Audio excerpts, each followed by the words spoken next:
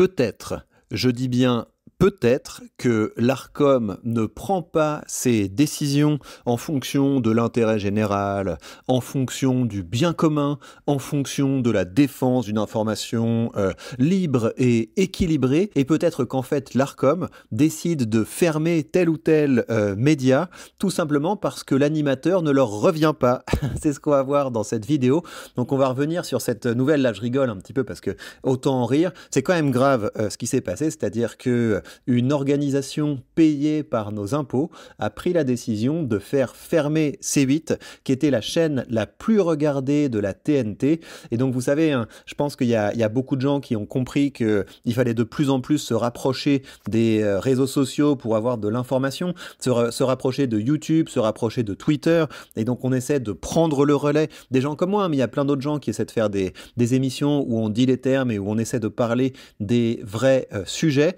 Mais je suis très triste pour les gens qui suivaient C8. Peut-être qu'il y a beaucoup de gens qui n'ont pas tellement ces pratiques parce qu'ils sont peut-être un peu plus âgés, qui vont pas beaucoup sur les réseaux sociaux et qui du jour au lendemain ont la chaîne qu'ils regardaient, la chaîne qui reflétait leur opinion, la chaîne qui leur donnait l'impression de pas être tout seul. Ils voient cette chaîne être fermée, donc je suis très triste pour eux. Donc j'ai une pensée pour tous ces gens qui sentent un petit peu le rideau de fer se refermer autour de la France. Donc on a sur Europe 1 un journaliste qui raconte qu'il est allé manger, comme d'habitude, à côté de chez lui et à côté de l'Arcom, et il a entendu une conversation entre des membres de l'Arcom. Donc on est sur du oui-dire, mais vous allez voir que c'est pas délirant ce qu'il va nous rapporter, et vous allez être choqués, et vous devriez être choqués parce que vous allez entendre qu'ont dit ces trois représentants de l'Arcom ce midi dans le 15e arrondissement dans un restaurant dans lequel, malchance pour eux, vous étiez aussi.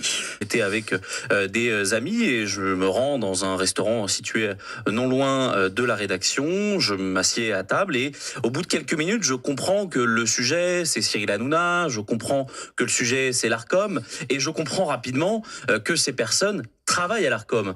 Et elles parlent de Cyril Hanouna en des propos peu amènes. J'ai bien compris au fur et à mesure de l'échange que la décision de l'Arcom, c'était une décision qui était politique, qui était arbitraire. Ça, on le savait depuis le début, mais je ne pensais pas à ce point-là. Et j'ai consigné quelques bribes de cette discussion. Pourquoi ? Parce que j'étais situé à la table d'à côté. Donc j'entendais quasiment tout ce qu'il disait.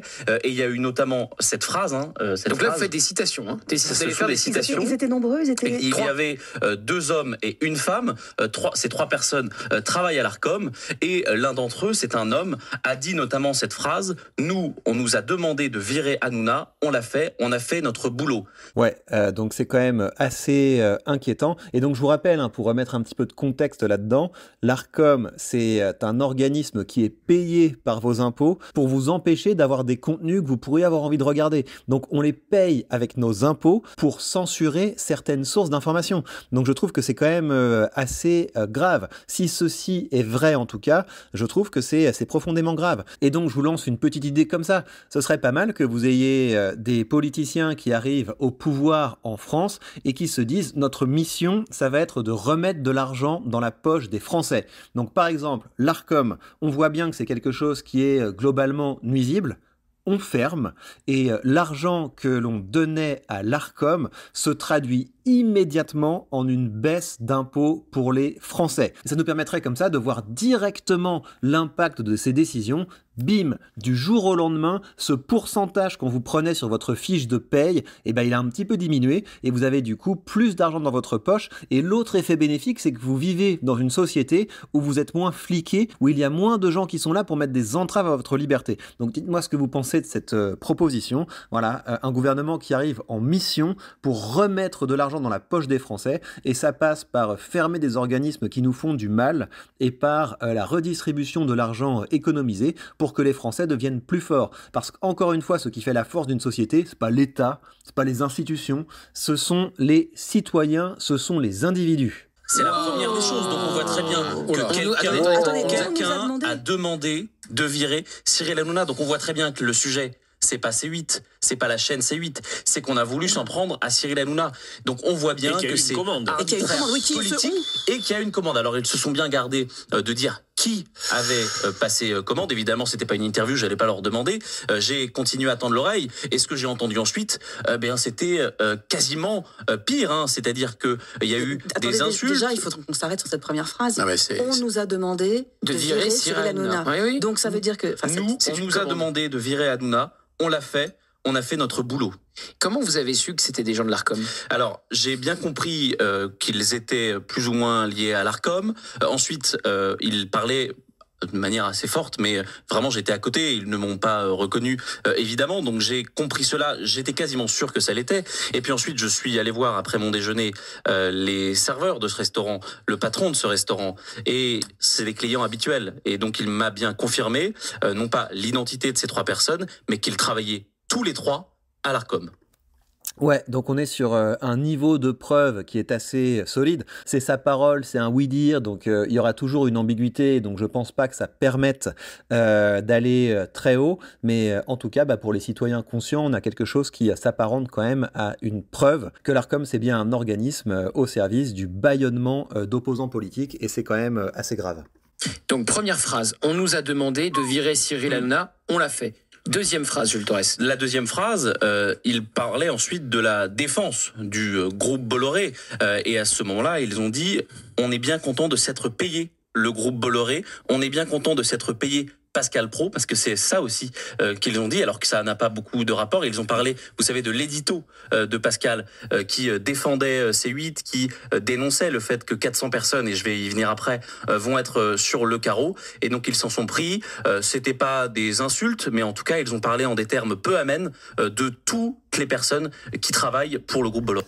Ouais, c'est très grave, et ça me rappelle un peu cette histoire des magistrats. Vous savez, l'époque où on avait remarqué que les magistrats avaient un mur des cons, c'est-à-dire les magistrats, ils sont quand même là pour essayer de représenter l'intérêt général, mais c'est une fonction qui a pas mal dévié vers la politique. Et c'est le problème, hein, c'est que plus on donne de pouvoir à l'État, plus on crée d'agences, plus il y a d'agents de l'État, plus il y a ce risque, en fait, ce risque qui est de plus en plus de gens qui soient là pour cadenasser l'opinion. On donne beaucoup trop de moyens à des gens qui sont des humains, voilà. C'est des humains, donc ils ont leurs préférences, ils ont leurs valeurs, et comme chaque personne, on utilise les outils qu'on a entre nos mains pour faire avancer nos intérêts, sauf que tous les outils qu'ils ont, c'est nous qui les avons donnés pour qu'ils soient à notre service, mais c'est une grosse erreur de faire ça. Et donc, encore une fois, il faut réduire un maximum l'État, il n'y a pas d'autre possibilité que ça, il faut réduire un maximum les impôts, et toutes les personnes qui ne sont pas sur cette ligne, je suis désolé, ce sont des personnes qui n'aiment pas la liberté, et ce sont des personnes qui ne se soucient pas du bien commun. Oui. Non mais c'est hallucinant ce que vous nous racontez, c'est trop stérile. Et c'est pas terminé. Incroyable. C'est pas terminé. Alors, et c'est pas terminé. Et moi, c'est sans doute ce qui m'a le plus choqué dans ce déjeuner. C'est arrivé vers la fin, puisqu'il parlait justement de ces 400 personnes qui vont se retrouver sur le carreau avec l'éviction de C8. Et là, ce que je vais vous dire, je l'ai entendu, et c'est de leur bouche. Nous, on s'en fout de mettre au chômage 400 potes d'Hanouna. Ça, c'est un verbatim. C'est un verbatim. C'est incroyable. C'est l'affaire. Ouais, ok. Bon, ça veut dire qu'en plus ils sont pas top niveau éthique. J'avoue que moi, le fait que ce soit pas de bons humains, qu'ils aient pas une bonne éthique, s'ils ont effectivement dit ça et s'ils s'en foutent de mettre des gens au chômage, c'est un peu leur problème en fait. C'est entre eux et leur miroir et leur conscience. Ce qui me choque beaucoup plus et ce qui m'inquiète beaucoup plus, c'est le fait que les gars soient en mission au service de personnes qui leur lancent des commandes. Ça, je trouve ça vraiment très grave.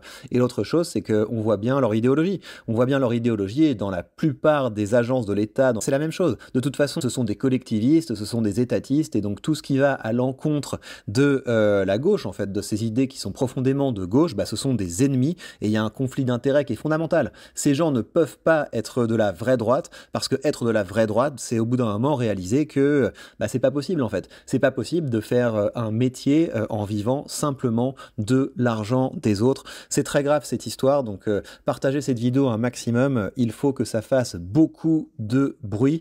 On s'en doutait, maintenant on a des preuves qui sont ce qu'elles sont, mais c'est quand même quelque chose qui me semble plutôt solide.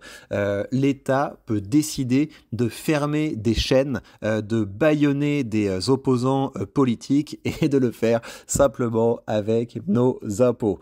Bienvenue en France, les amis. Prenez soin de vous, prenez soin de ceux qui disent les termes. On va rentrer dans des temps qui seront plus difficiles, donc il va falloir être fort.